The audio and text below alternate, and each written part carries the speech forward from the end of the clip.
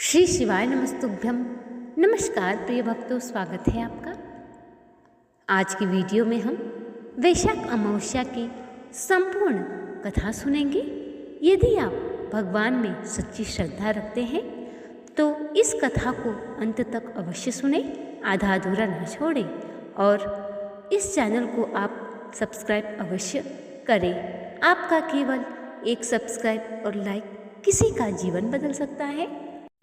आइए शुरू करते हैं आज की कथा। एक समय की बात है, कांजीपुर नगर में देवस्वामी नाम का ब्राह्मण रहता था। उसके 7 पुत्र थे और एक पुत्री। उसने अपने 7 पुत्रों का विवाह तो कर दिया था। जब उसकी पुत्री विवाह योग्य हुई तो देवस्वामी ने अपने छोटे पुत्र को उसकी विवाह के लिए भेजा। जब उन्होंने किसी पंडित को अपनी पुत्री का कुंडली दिखाया तो पंडित ने बताया कि इसके जीवन में तो सुहाग है ही नहीं, ये सदैव विधवा ही रहेगी। अब इस पर देवस्वामी को चिंता हुई। पंडित जी से देवस्वामी ने इसका उपाय पूछा। देवस्वामी ने कहा कि 7 समंदर पार एक सोना धोबिन रहती है, वो बहुत ही पतिव्रता है। अगर उसकी सेवा करके उसे खुश किया जाए और वो अपने मांग का सिंदूर तुम्हारी बेटी के मांग में यदि भर दे तो वो सदैव के लिए सौभाग्यपूर्ण हो जाएगी। अब देवस्वामी ने अपने छोटे पुत्र को और पुत्री को सिंघल द्वीप यानी 7 समंदर पार जाने के लिए रवाना किया। दोनों समुद्र तट पर जाकर बैठ गए और सोचने लगे कि भला हम इस समुद्र को पार कैसे करेंगे। अब उसी समुद्र के पास एक पेड़ था। उस घोंसले में गिद्ध का परिवार रहता था। गिद्ध के परिवार में 2 छोटे बच्चे थे। दोनों ने इन दोनों को देखा और इनके मन की व्यथा समझ गए। जब गिद्धनी अपने बच्चों के लिए भोजन लेकर आई, दोनों बच्चों ने कहा कि हम भोजन नहीं करेंगे, पहले आप इन दोनों मुसाफिरों की समस्या का समाधान करें। गिद्धनी ने अपने बच्चों को वचन दिया और अगले दिन दोनों को 7 समंदर पार सोना धोबिन के यहाँ छोड़ आई। अब वो दोनों वहाँ पर झोपड़ी बनाकर रहने लगे। जहाँ पे सोना धोबिन का घर था उसके कुछ दूर पर ही वे रहते थे। और जब सब लोग रात्रि में सो जाते, दोनों भाई बहन जाके उनके घर के सारे काम काज करके दिन उगने से पूर्व घर चले आते। कुछ दिन तक ऐसा ही चलता रहा। अब तो सोना धोबिन सोचने लगे कि भला मेरी बहुएं तो अब कितनी गुणवान हो गई है, मेरे उठने के पहले ही सारा काम काज कर लेती है। एक दिन सोना धोबिन ने अपने बहुओं से कहा कि मैं तुम लोगों पे बहुत खुश हूँ, तुम लोग मुझसे क्या इनाम चाहती हो। तब बहुओं ने कहा, माँ जी हम लोग तो कोई कार्य नहीं करते, हमें लगा कि आप ही सारा काम उठ के कर देती हैं। अब तो सोना धोबिन आश्चर्य से सोचने लगी।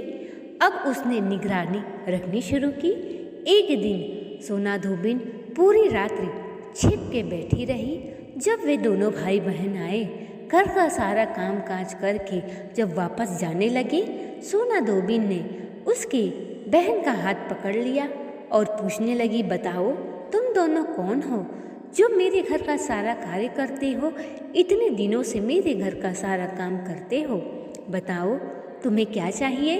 अब इस पर दोनों भाई बहन रोने लगे और सोना धोबिन के पैरों पे गिर पड़े। सोना धोबिन कहने लगी कि कहो क्या बात है। इस पर दोनों ने कहा, लड़की के भाई ने कहा कि मेरी बहन के जीवन में सौभाग्य नहीं है।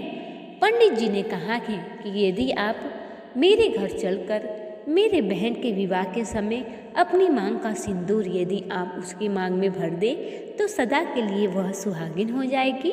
अब तो सोना धोबिन ने उनकी मान रखने के लिए कहा और अगले दिन अपने बहुओं से कहा कि यदि मेरे पीछे किसी को कुछ हो जाए तो तुम लोग किसी को कुछ मत करना, सबको घर के अंदर ही रखना, किसी को चौखट के बाहर मत निकलने देना। इस प्रकार कहते हुए सोना धोबिन दोनों के साथ निकल पड़ी। अब तो उसकी पुत्री का विवाह ठीक हो गया। देवस्वामी ने बड़े धूमधाम से अपनी पुत्री का विवाह किया। सोना धोबिन ने अपनी मांग का सिंदूर उसकी पुत्री को दे दिया और इधर सोना धोबिन के पति की मृत्यु हो गई, उसके बेटे को भी मृत्यु हो गई। अब तो सोना धोबिन जब रास्ते में लौट रही थी तो उसने देखा कि वहाँ पर एक पीपल का पेड़ है और वहाँ पर कुछ औरतें अपने पति के नाम का फेरा लगा रही हैं। सोना धोबिन ने अपने संचित पुण्य को तो देवस्वामी को पुत्री को दे दिया था। अब सोना धोबिन ने भगवान विष्णु का नाम लेकर 108 फेरे लगाए। जैसे जैसे सोना धोबिन ने फेरे लगाए तैसे तैसे उसके पति और उसके बेटे की सांसें चलने लगी और वे पुनः जीवित हो गए। हे भगवान विष्णु, हे माता पार्वती, हे बोले शंकर, जो भी ये कथा श्रद्धापूर्वक सुने और पूर्ण सुने उसकी हर मनोकामनाओं को पूर्ण करना। बोलो भगवान विष्णु माता लक्ष्मी की जय हो।